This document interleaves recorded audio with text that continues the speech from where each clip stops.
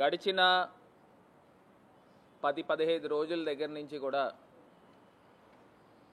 వరదలు ఏ రకంగా ఉగ్రరూపం దాల్చిందో మనం అంతా కూడా చూస్తున్నాము.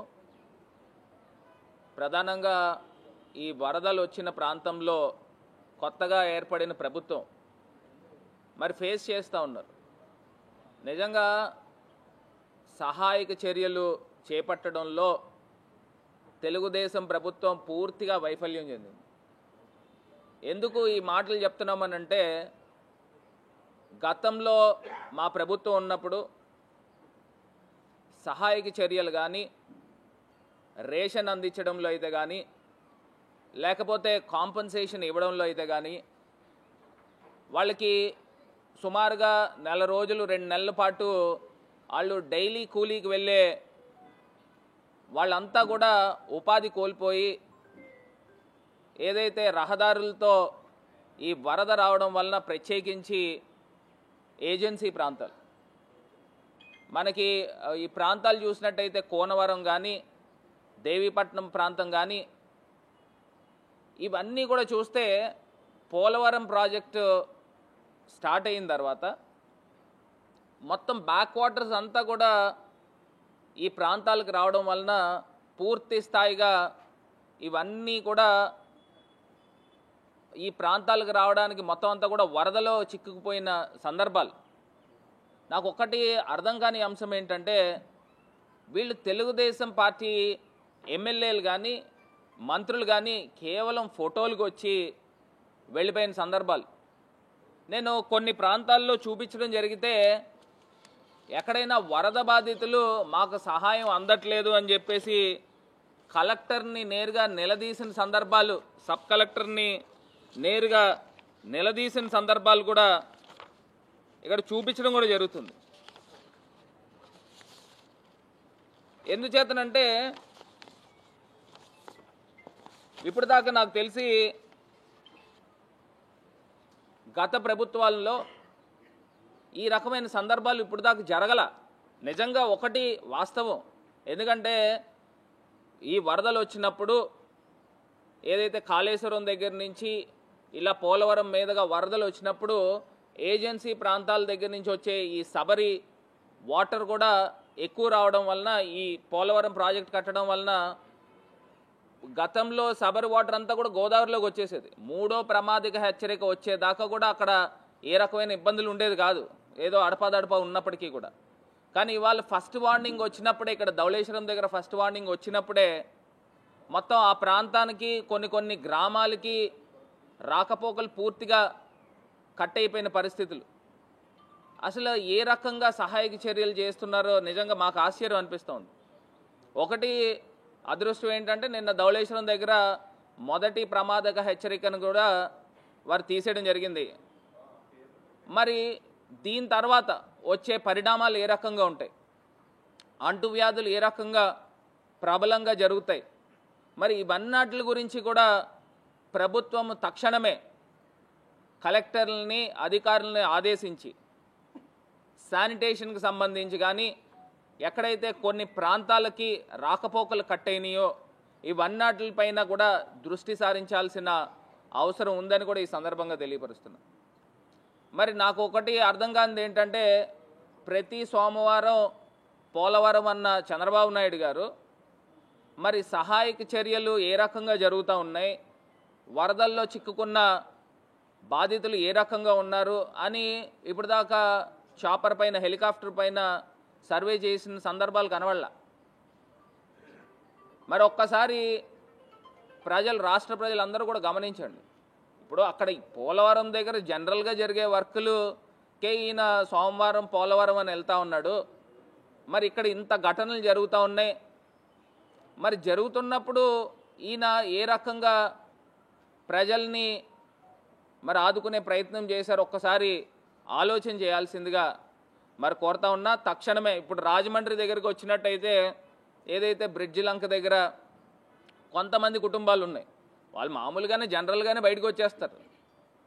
వీళ్ళు ఏదో తీసుకొని వచ్చి ఏదో ఫోటోకో లేకపోతే మీడియాకో చిన్న షో చేసే కార్యక్రమం చేస్తున్నారు. ఇవన్నీ కూడా తక్షణమే మరి ప్రభుత్వం చర్యలు తీసుకోవాలని మరి ఈ సందర్భంగా మరి కోరుతా ఉన్నాము. మరి అదే రకంగా వరదలు అనేసరికి రెండోసారి కూడా మరి వరదలు వచ్చే సందర్భాలు కూడా ఉంటాయి.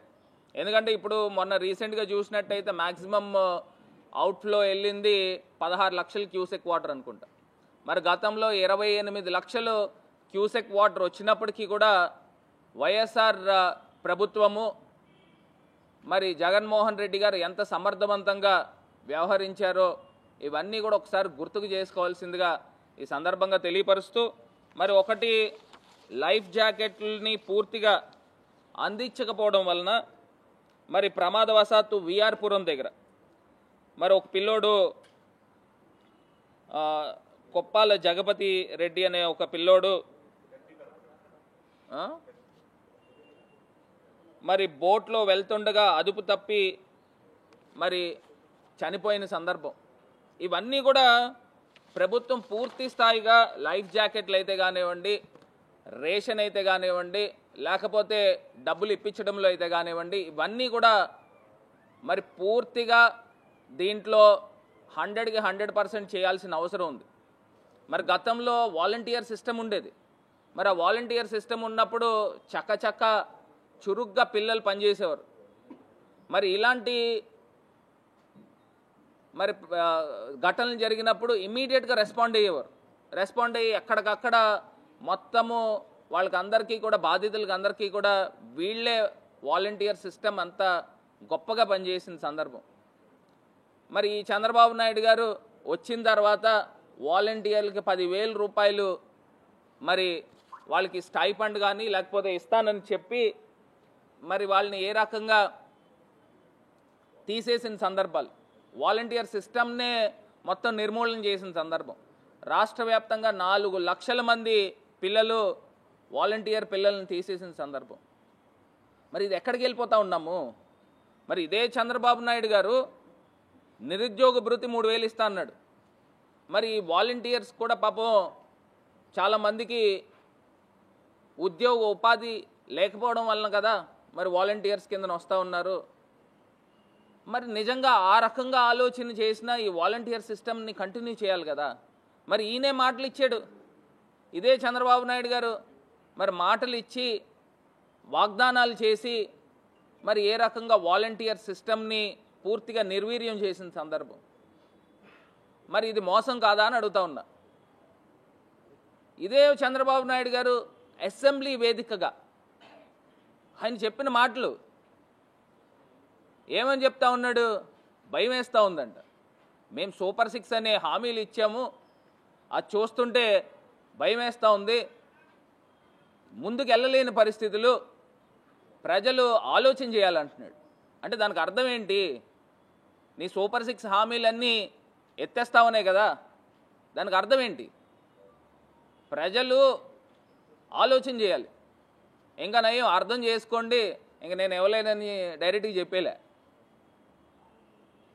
అదే నాదెండ్ల మనోహర్ గారు మంత్రివర్యులు ఆయన క్వశ్చన్ అవర్లో డైరెక్ట్గా చెప్పాడు 3 సిలిండర్లు ఇవ్వలేము అని.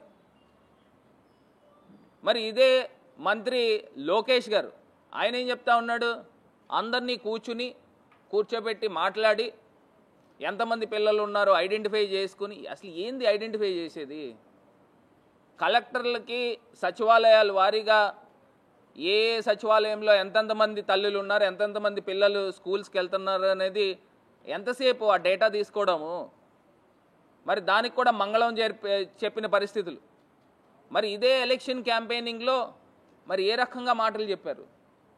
15,000 15,000 15,000 18,000 18,000 18,000 అని ఈ రకమైన మాటలు మాట్లాడి ఇంకొక ఎవరో పాపం చిన్న పాప ఎవరో వస్తే మంచి హుషారుగా ఉంది, ఈ అమ్మాయికి కూడా 15,000.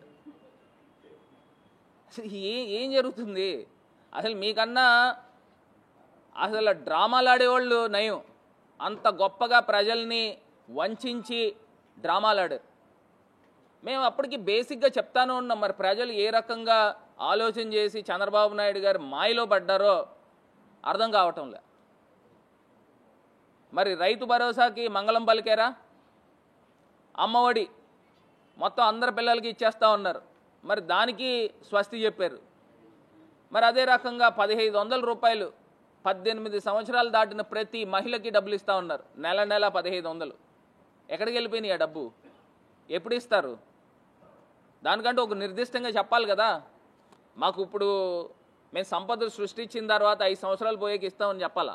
లేకపోతే ఏదో ఒకటి చెప్పాలి కదా. ఎప్పుడు చెప్తారు? ఎప్పుడు ఇస్తారు? మరి రాష్ట్ర వ్యాప్తంగా ఉన్న మహిళలందరూ కూడా ఎదురు చూస్తూ ఉన్నారు. ఇది కాకుండా రైతు భరోసా 20,000 ఇస్తానని చెప్పారు. ఏది 20,000 ఎక్కడుంది? ఈ పాటికి జగనన్న ఉంటే డైరెక్ట్గా రైతు భరోసా వచ్చేసి ఉండేది రైతులకి. మరి తల్లులందరికీ కూడా అమ్మఒడి వచ్చి ఉండేది. మరి చేయూత సుమారుగా 25,000 రూపాయలు సంవత్సరానికి దగ్గరగా అది ఇస్తానన్నారు. అది కూడా ఈ పాటికి అందుండే సందర్భాలు. పిల్లలు చక్కగా స్కూల్ యూనిఫామ్తో ఎంత టైడీగా స్కూల్స్కి వెళ్ళే పరిస్థితులు. ఉత్తినే చెప్పలా పేదవారు పెత్తందారులు అనేది. మరి ఇవాళ నేరుగా కనబడతా ఉంది.